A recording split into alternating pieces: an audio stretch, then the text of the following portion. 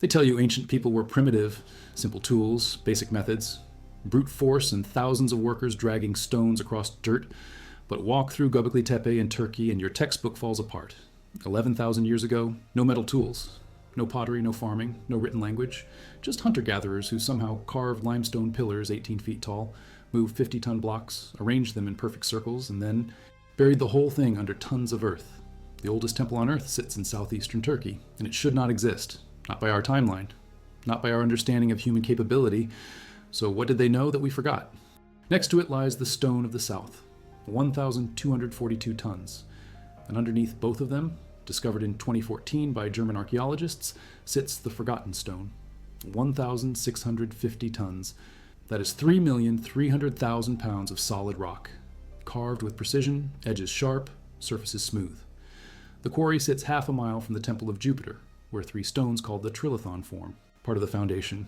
Each one weighs 800 tons, 19 meters long, 4.2 meters high, 3.6 meters thick. They were moved uphill through challenging terrain, lifted 20 feet into the air, and placed with gaps so tight you cannot slide paper between them. No mortar, no room for error. The largest stone block in all of Rome weighs 53 tons, less than 1/15 the weight of a single trilithon stone. The Colosseum is built from blocks that look like pebbles next to Baalbek.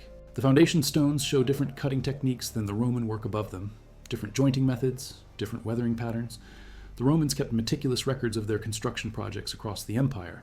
They documented aqueducts in Spain, bridges in France, walls in Britain, but they left 0 records explaining how they built what would have been their most impressive engineering achievement, located over 2,200 kilometers from Rome. They did not use Roman foot measurements at Baalbek. They left no inscriptions claiming credit for the foundation. And in the quarry, 3 massive stones sit abandoned, partially carved, as if work stopped suddenly. If the Romans quarried those stones, why did they not finish them? Why did they not break them into smaller blocks for easier transport? Graham Hancock suggests they were already buried under meters of sediment when the Romans arrived, that the Romans built on top of a platform that was already ancient. 2014 excavation reports published in their Baalbek project documentation, and from UNESCO World Heritage, site assessments dating to 1984, which detail the multi-period occupation of the site. These are not pop archaeology sources. These are site reports from teams who spent decades measuring, excavating, and documenting every stone. Now back to the information. Sacsayhuaman sits on a ridge above Cusco at 3,700 meters altitude. 3 massive zigzag terraces stretch across the hillside, limestone blocks fitted so precisely that 500 years of earthquakes have not moved them. The Spanish conquistador Pedro Cieza de Leon wrote in 1553 that Emperor Pachacuti ordered 20,000 men from the provinces to build the fortress. Another chronicler, Juan de Betanzos, recorded 50,000 workers for the reconstruction of Cusco itself. The Inca used a labor system called mita that required all males between 15 and 50 to work on state construction projects. That explains the workforce. It does not explain the fit. The blocks are polygonal, no 2 shapes the same, curved surfaces that interlock over large contact areas, no mortar, no gaps. You look at one block and see 12 faces, each one matching a different neighbor with compound curves. Hammerstone impact marks cover the limestone surfaces, calcium carbonate metamorphoses into white dots when struck. And you can see thousands of them on every block at Sacsayhuaman, larger impact marks on the front faces where workers roughed out the shape. Smaller dots on the beveled edges where they switched to finer tools for detailed fitting. During excavations at the base of the walls, archaeologists found layers of small angular gravel chips in the soil, flakes that chipped off during the pecking process. The Inca quarried limestone from Rumicolca, just a few kilometers from Cusco. They transported blocks using log rollers, levers, and thousands of workers pulling on ropes. Spanish chronicles described the process. They documented it. What they could not explain was the precision. How do you fit a block with 12 curved faces so tightly that nothing fits between them? A 2024 study by Jose Antonio Lozano Rodriguez, published in the journal Antiquity, analyzed the Menga dolmen in Spain, built between 3800 and 3600 before Common Era. The researchers found that Neolithic builders had sophisticated understanding of friction, center of mass, and force distribution. They used interlocking joints. They carved the enormous capstone, which weighs 150 tons, into a subtle arch profile that acts as a keystone to distribute forces into the supporting uprights, the first known instance of this technique appearing 6,000 years ago. The study concluded that the work shows a megalithic science of design and construction that allowed them to transform stone into monuments that have endured for nearly 6 millennia. At Göbekli Tepe, the mystery deepens. Klaus Schmidt, the German archaeologist who led excavations starting in 1995, estimated that moving the pillars required hundreds of people. He cited Thor Heyerdahl's experiments with the Moai statues on Rapa Nui as a reference. One Moai similar in size to a Göbekli Tepe T-shaped pillar took 20 people a year to carve and 50 to 75 people a week to transport 15 kilometers. Schmidt also cited a 1917 account from the Indonesian island of Nias, where 525 people took 3 days to move a megalith. But in 2020, a study by Gil Hackley and Avi Gopher from Tel Aviv University, published in the Cambridge Archaeological Journal, showed something different. Experiments at Göbekli Tepe itself suggested that 7 to 14 people could have moved the pillars using ropes and water, or another lubricant. All the exposed structures from the pre-pottery Neolithic B period could have been built by 12 to 24 people in less than 4 months. The difference between Schmidt's estimate and the actual experimental results is staggering. Hundreds of workers versus a dozen, a massive coordinated state effort versus a small skilled team. The pre-pottery Neolithic runs from 9600 to 7000 before Common Era. Göbekli Tepe's earliest phases date to the pre-pottery Neolithic A, 9600 to 8800 before Common Era. Radiocarbon dating confirms this. The site shows at least 8 phases of development spanning 1500 years. Excavations yielded more than 3,000 stone tools in the first year alone. Flint cores, flakes, choppers, blades, burns, scrapers, projectile points. More than 7,000 grinding stones across the site. Stone hammers and flint blades. The same tools found at other sites carbon dated to around 9,000 before Common Era. The way Schmidt saw it, Göbekli Tepe's sloping rocky ground is a stonecutter's dream. Prehistoric masons wielding flint tools could chip away at softer limestone outcrops, shaping pillars on the spot before carrying them a few hundred yards to the summit and lifting them upright. Then they covered them with dirt. Eventually, they placed another ring nearby or on top of the old one. The researchers concluded these structures were planned together in advance according to a geometric design. Building one of these structures is a large project. Planning all 3 together means these people had access to significant working power and energy. The study states that certain planning capabilities and practices, such as the use of geometry and formulation of floor plans, were traditionally assumed to have emerged much later than the period during which Göbekli Tepe was constructed. The findings suggest that major architectural transformations during the early Neolithic period were knowledge-based, top-down processes carried out by specialists. The most important and basic methods of architectural planning were devised in the Levant during the late Epipaleolithic and early Neolithic periods. There are currently over 35,000 identified megalithic structures across Europe alone, ranging from Sweden to the Mediterranean. Most were erected between the Neolithic period and the Bronze Age, roughly 4500 to 1500 before Common Era. The megalithic temples of Malta are believed to be the oldest in Europe, with some structures dating to 3600 before Common Era. Stonehenge, perhaps the most famous, was built in multiple phases starting around 3000 before Common Era, reaching its peak configuration around 2200 before Common Era. The sarsen stones in the outer circle each weigh about 25 tons. The largest, the heel stone, weighs around 30 tons. The horizontal lintels on top of the upright sarsens weigh about 7 tons each and were lifted to heights of 4 meters. Archaeological studies indicate the earliest occupation of the Stonehenge hilltop dates to about 900 Common Era, but the monument itself is much older. The sarsens came from quarries near Marlborough, about 25 miles north. The smaller blue stones came from the Preseli Hills in southwest Wales, a distance of around 140 miles. Moving stones that distance requires planning, organization, and understanding of engineering principles. 2200 before Common Era, roughly double the number that remains today. They sealed each replica with cellulose car spray paint to match the acoustic properties of stone, then tested the model in an acoustic chamber using ultrasonic frequencies, 12 times normal frequency to account for the scale difference. The results showed that the stone reflections created a mid-frequency reverberation, time of 0.64 seconds, and an amplification of 4.3 decibels for speech. To put that in context, the smallest difference in level we can hear is about 1 decibel. A 10 decibel increase is heard as a doubling in loudness. The amplification would have made communication easier, especially if a speaker faced away from the audience. But here's the key finding. The acoustic enhancement happened only inside the stone circle. Sounds created inside were best for others inside rather than for a bigger audience outside, whose view would have been obscured. A large number of people were required to construct the monument, but apparently only a small number, possibly fewer than 50 within the central horseshoe of bluestones, were able or allowed to fully participate in rituals. The research team tested different configurations of the stones, acknowledging that experts believe the circle was reconfigured several times during prehistory. But despite the changes, they found that differences in acoustics would not have been detectable to the human ear. This suggests that if sound was a consideration, it was secondary to astronomical alignment, which most researchers agree was the primary factor in stone placement. Still, the fact remains that, whether intentional or not, Stonehenge created an acoustic environment unlike anything Neolithic people would have experienced in their daily lives. A space where speech and music were amplified, where reverberation lasted longer than in a typical dwelling, where sound stayed inside and outside, noise was muted. The closest natural equivalent would have been inside caves or deep canyons. If you value documented archaeological and engineering research like this, subscribe. It is the best way to support our work. Also comment which country you're hearing this from.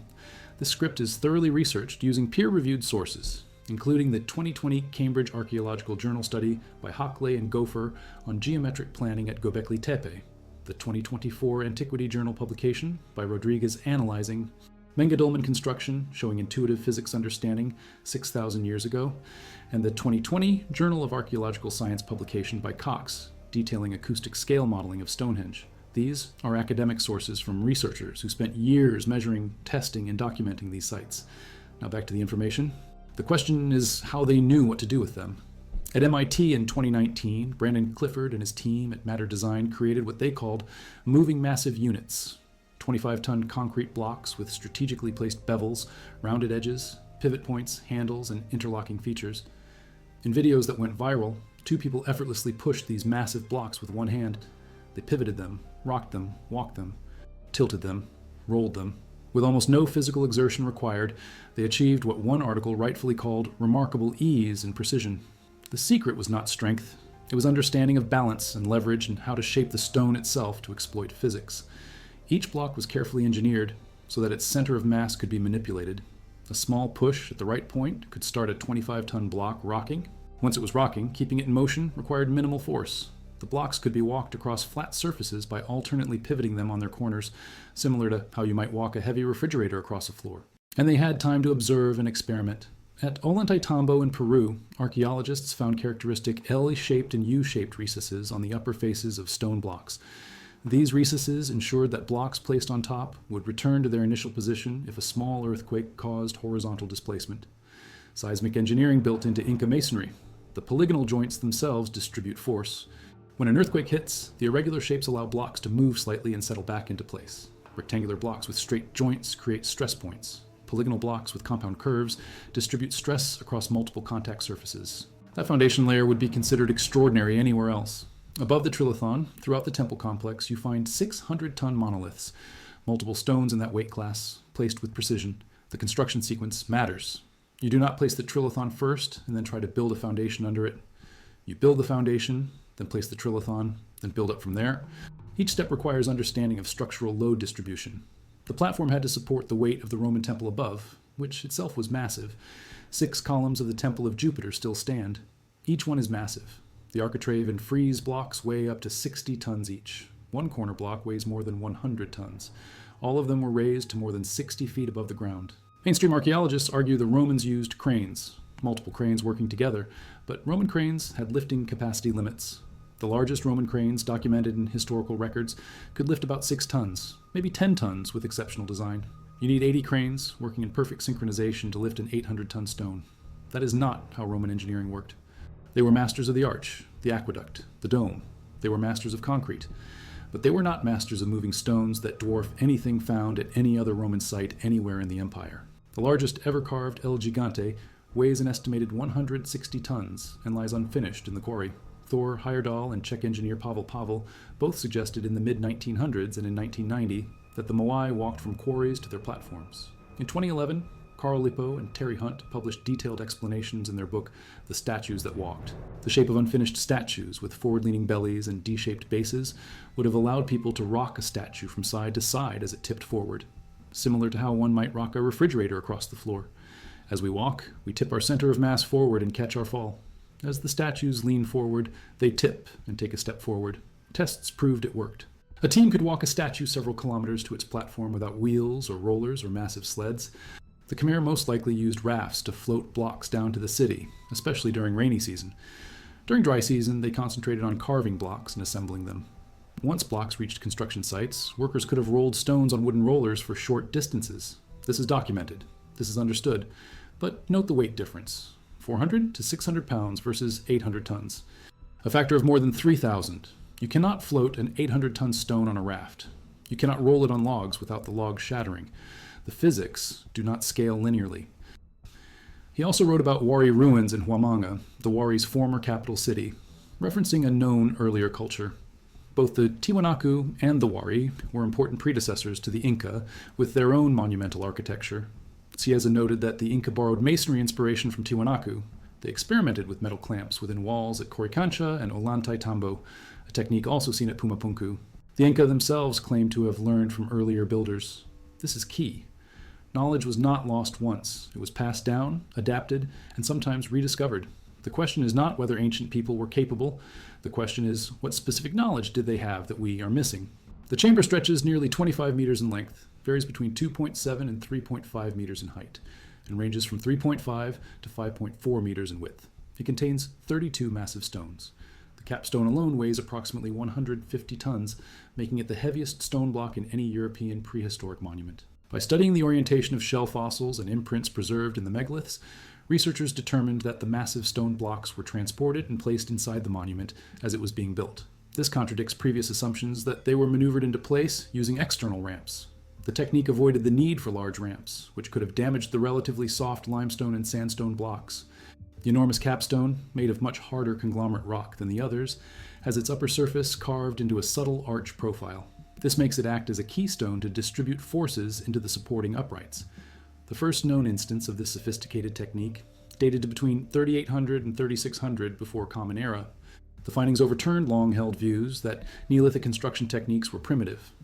Lead author Jose Antonio Lozano Rodriguez said the study runs entirely counter to the idea of primitiveness or rudeness that for a long time has underpinned both popular and scientific understanding of Neolithic societies.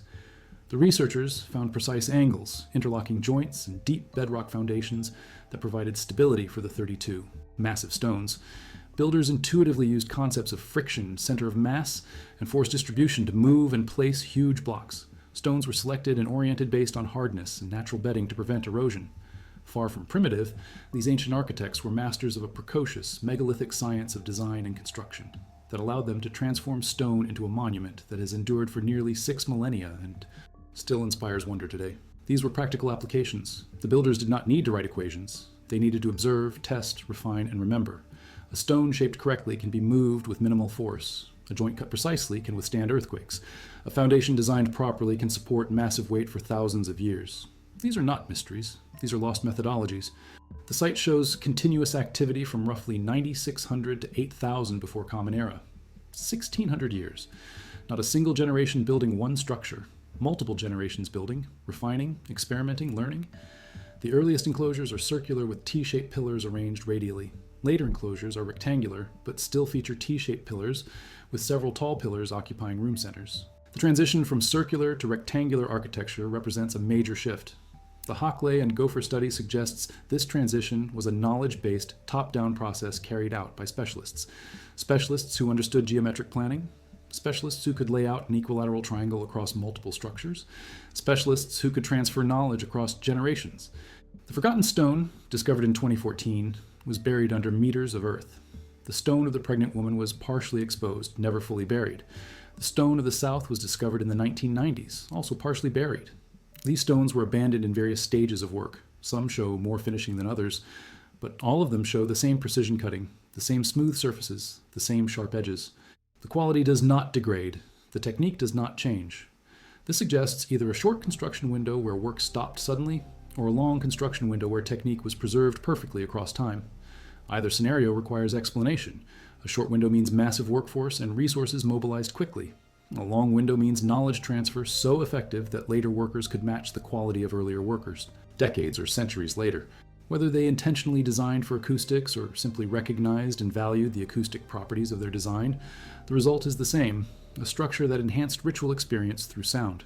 The reverberation time of 0.64 seconds is longer than a typical dwelling, but shorter than a large indoor space like a church or concert hall. It is exactly the length that makes speech intelligible, while adding warmth and presence to music. The 4 decibel amplification is not dramatic, but it is enough to make the difference between straining to hear and hearing comfortably.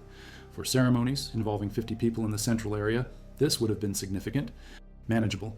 The bevels were precisely angled, the pivot points were exactly positioned, the center of mass was calculated and designed for.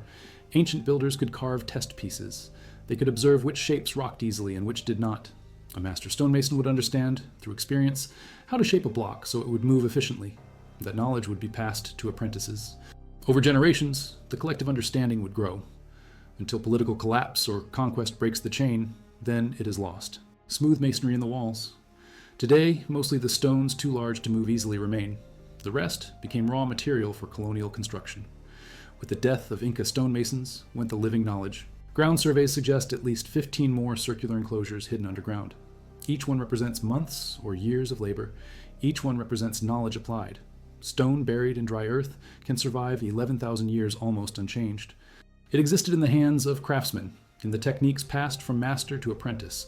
When those lineages broke, the knowledge died. We can excavate the stones, we can replicate the techniques through experimentation, but we cannot recover the cultural context. We see the result, not the process. Göbekli Tepe challenges this sequence. Hunter-gatherers built it. No domesticated plants or animals have been recovered, yet they organized labor. They developed specialized skills. They created monumental architecture. Stanford University archaeologist Ian Hodder said this shows socio-cultural changes come first, agriculture comes later. The construction project itself may have necessitated settlement. This inverts our understanding. Not farming enables construction, but construction enables farming. The monuments are not products of civilization. The monuments are causes of civilization. At Baalbek, they claimed credit for the temple. And they said nothing about the platform because they found it, they used it. And over centuries, the memory of the original builders faded. Legends filled the gap. These legends preserve one truth. The work seemed beyond human capability. Meanwhile, the actual builders watched their knowledge dismissed as impossible. The Inca did build Sacsayhuaman. Spanish chronicles document it. Archaeological evidence confirms it. But we lost the specific techniques. We can reproduce it through trial and error. MIT researchers can design concrete blocks. Experimental archaeologists can move replica stones. But the accumulated wisdom that made it routine is gone. At the Menga Dolmen, the keystone arch technique appears 6,000 years ago. The Romans perfected arches and built architectural traditions around them, but they did not invent them. Neolithic builders in Spain understood arch mechanics 2,400 years before Rome was founded. They carved a 150-ton capstone into an arch profile that distributed its weight into the supporting uprights. This is understanding. Someone observed that curved surfaces distribute load differently. Someone tested variations. Someone arrived at the solution. Someone taught others. That knowledge persisted for 2,000 years. Flint is harder than limestone. Andesite is harder than limestone. Diorite is harder than granite. Ancient Egyptians used diorite to work granite. Experimental archaeology has proven this. The knowledge is not lost. We know it is possible. What is lost is the cultural context that made it normal. The Keystone Arch at Menga was documented in 2024. These discoveries are recent. These insights are new. We are still learning what ancient builders knew. We are still catching up to their understanding. That should humble us. These were not primitive people. These were sophisticated engineers working within the constraints of their time and materials. They solved problems we are only now beginning to fully appreciate. They moved stones we struggle to move with modern equipment. They achieved precision we struggle to achieve with modern tools. They built monuments that have lasted thousands of years while our buildings crumble after decades. One theory says the stone quality was poor at one edge and transport would have damaged it. Another theory says work stopped for other reasons: political upheaval, economic collapse, conquest, resource depletion.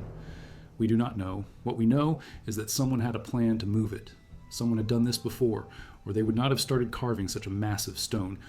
You do not invest months or years of labor cutting a 1,000-ton stone unless you know you can move it. The knowledge existed. The capability existed. Then something changed. The project stopped. The stone remains, testament to lost capability. How many others lie buried deeper? How many more attempts? How many more stones? The quarry is not fully excavated. More work remains buried. Each stone represents knowledge applied. Each stone represents planning and skill and coordination. The fact that they were abandoned does not diminish the achievement. It highlights it. They were attempting something extraordinary. They came close. Then they stopped. At Stonehenge, the blue stones came from Wales. 140 miles, the Preseli Hills to Salisbury Plain. How? Rafts on rivers, sledges over land, rollers, ropes, hundreds of people pulling. Researchers estimate it would take 50 people 2 weeks to move one blue stone using wooden rollers. Stonehenge has 80 blue stones. That is 160 weeks of transport time for a 50-person crew, assuming continuous work and no setbacks. 3 years of dedicated effort just for the blue stones. The sarsens are heavier and came from closer, but still required massive effort, each sarsen weighing 25 tons, 30 of them in the outer circle, 15 trilithons in the inner horseshoe. That is 45 sarsens, not counting the station stones and other elements. At 50 people per stone, working 2 weeks per stone, that is 90 weeks. Nearly 2 years just for sarsen transport. Then you still have to erect them, shape them, fit them, carve the mortise and tenon joints, lift the lintels. All of this without metal tools. All of this coordinated across years or decades. Conquest and collapse, break knowledge chains. When Rome fell, Europe lost concrete technology for 1,000 years. When the Inca Empire fell, Peru lost the full methodology of precision masonry. When Göbekli Tepe was abandoned, whatever prompted its construction and burial was lost. We excavate the ruins. We study the stones. We measure and analyze and theorize. But we can never fully recover what was lost when the last master died without teaching the last apprentice. We can do things ancient builders could not dream of, but we still marvel at their work. We still struggle to explain their precision.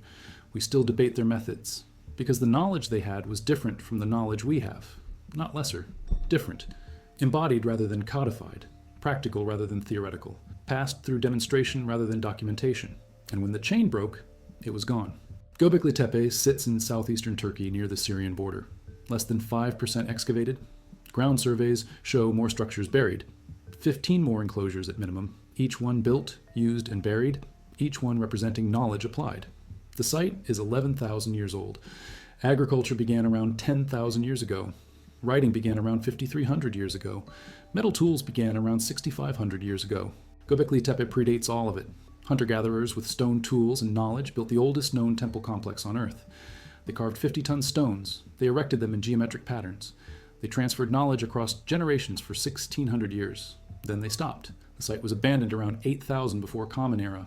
Why? We do not know. Climate change, population shift, cultural transformation, resource depletion, internal conflict, external pressure. Theories abound. Evidence is sparse. The stones remain. The knowledge is gone. Islamic construction modified the site after the 7th century Common Era. Each layer built on previous layers. Each culture used what they found. The trilithon sits at the bottom, foundation for everything above. 800 tons per stone. 3 stones, 2,400 tons total in 3 pieces, plus the foundation layer beneath them, another 8,400 tons in 24 pieces. Total of 12,200 tons of precisely fitted megalithic masonry at the base. The Romans built on top of that. They did not build it. If they had, they would have said so. They documented everything else. The platform is older. How much older? We do not know. Archaeological evidence suggests 11,000 years of human activity at the site, not 11,000 years of continuous construction. 11,000 years of occupation, settlements, use. But at some point, someone cut those stones. Someone moved them. Someone fitted them. The technique is lost. The timeline is disputed. The stones remain. The Cathedral of Cusco, built on Inca foundations using Spanish techniques, cracked and required repairs. The Inca walls beneath it did not crack. The polygonal masonry distributed force. The interlocking joints allowed slight movement and settling. The wall systems flexed and returned to position. This is documented. This is measurable. This is seismic engineering that modern engineers study and attempt to replicate. The knowledge existed 500 years ago. It exists today in the stones themselves, waiting to be decoded. But the full methodology, the craftsman knowledge of how to achieve it efficiently and reliably, that is gone. We can analyze them. We can experiment and test and replicate.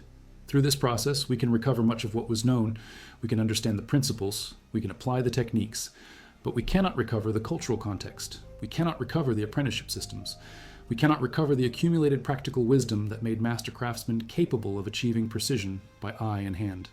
That knowledge existed in people, not in books. When the people died, the knowledge died. What remains is stone, monument, testament to human capability at the edge of prehistory.